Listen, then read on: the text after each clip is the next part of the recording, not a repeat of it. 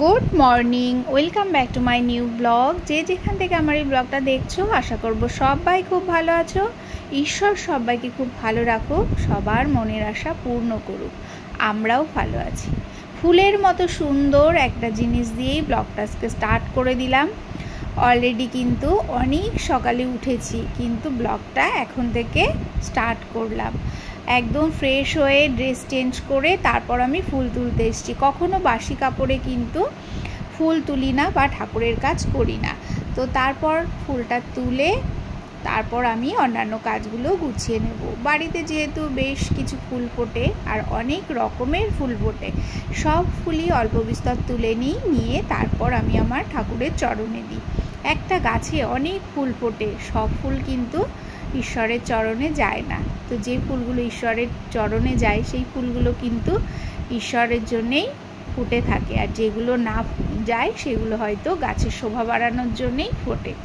তো যাই হোক, ফুলগুলো তো তুলে নিচ্ছি। আর যে পরিমাণে গরম পড়েছে, গরমে একদম নাজেহাল হয়ে যেতে হচ্ছে।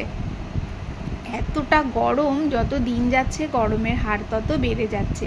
আমাদের এখানে একদিন আগে প্রচণ্ড বৃষ্টি হয়েছিল, ভেবেছিলাম আজ মনে হয় একটু ঠান্ডা থাকবে। ওরে বাবা, বৃষ্টির মতো বৃষ্টি হয়েছে, যেই সকাল হলো আর গরম পড়তে শুরু হয়ে গেল।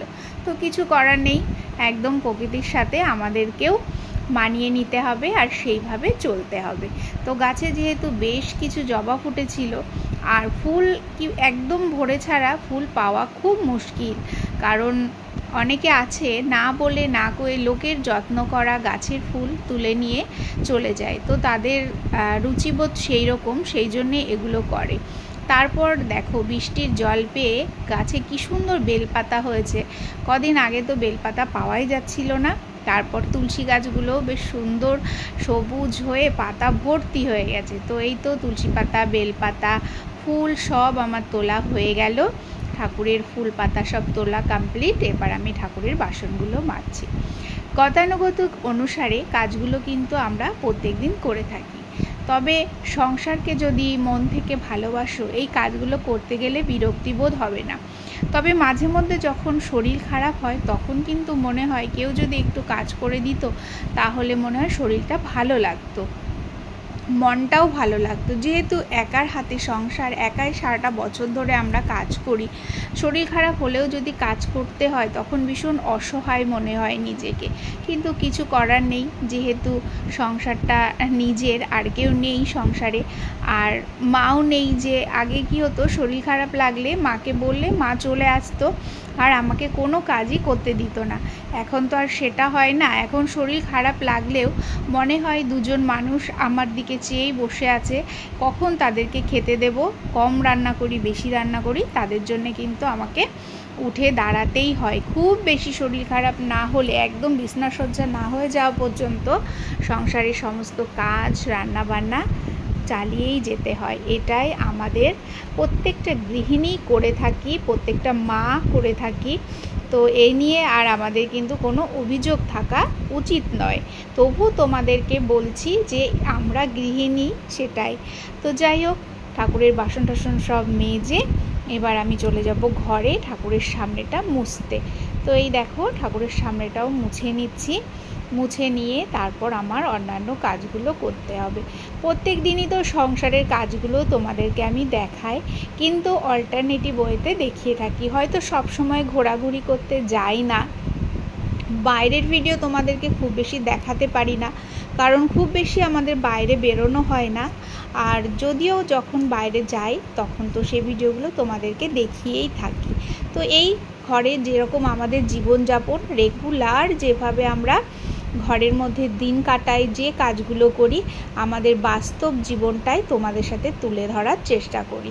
তো এই দেখো, সকালবেলা এবার ঘরগুলো সব ঝাড়ু দিয়ে নিচ্ছি। বাস্তব জীবনের বাইরে বেরিয়ে তো কোনো কিছু করা যায় না, বাস্তব জীবনটাই আমাদের মেন। আর আমাদের মতো মধ্যবিত্ত সংসারে তো বাস্তব জীবনটাকে আমরা বেশি প্রায়োরিটি দিয়ে থাকি।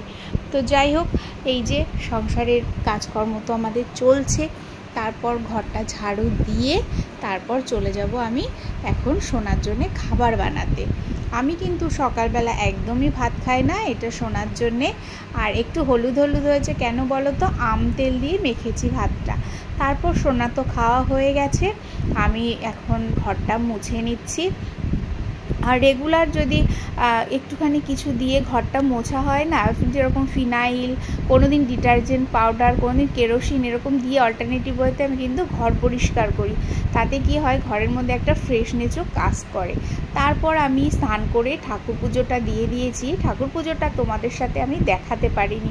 তারপরে চলে এসেছি কিচেনে, এসে বেগুন ভাজা করলাম। তারপরেই দেখো পাঁচমিশালি সবজি, এর মধ্যে অনেক রকম সবজি দিয়েছি, কিছু গাছের দেশি টমেটো দিয়েছি, দিয়ে একটা পাঁচমিশালি সবজি করছি। তারপর এদিকে ভাতটাও হয়ে গেল। আর সবজির কালারটা দেখো কি সুন্দর লাগছে দেখতে, তো বেশ ভালো লাগছে, খেতেও কিন্তু দুর্দান্ত লাগে। এখানে জিরে শুকনো লঙ্কা ফোড়ন দিয়ে রান্না করছি। তারপর এই যে আমি একদম নিম পাতার প্রেমে পড়ে গেছি বলতে পারো, তো সেই জন্যেই দেখো নিম পাতা নিতে চলে এসেছি। সপ্তাহে 1-2 দিন নিম পাতা না খেলে আমার একদম ভালো লাগে না। তো সেটা তো নিম পাতা রেগুলার আবার খাওয়া যায় না, শনিবার মঙ্গলবারটাই বেস্ট। জন্মবারে খেতে নেই, বাচ্চার জন্মবারে খেতে নেই, তারপর অনেক দিন আছে। তো আমি ওই মঙ্গলবার আর শনিবার দিনটাই খাই। নিম পাতা তুলে নিলাম। আর এটা হচ্ছে কি বলো তো, কারি পাতা। তো যেহেতু আজকে আম ডাল রান্না করব, ওর মধ্যে একটু কারি পাতা দিলে না ভীষণ ভালো একটা সুন্দর গন্ধ বের হয়। তো সেই জন্যেই গাছে থেকে নিতে চলে এসেছি কারি পাতা। ডালটা কিন্তু এবার গিয়ে রান্না করব। তারপর খুব ভালো করে নিম পাতা কারি পাতাগুলোকে ধুয়ে নিচ্ছি। আর আমার নিম পাতা খাওয়া দেখে সবাই না কেমন করে, কিন্তু আমার না এতগুলো নিম পাতা একা খাবো আমি, তবু আমার তেতোই লাগে না। কেন আমার সাথে এমন হয় বুঝতে পারছি না।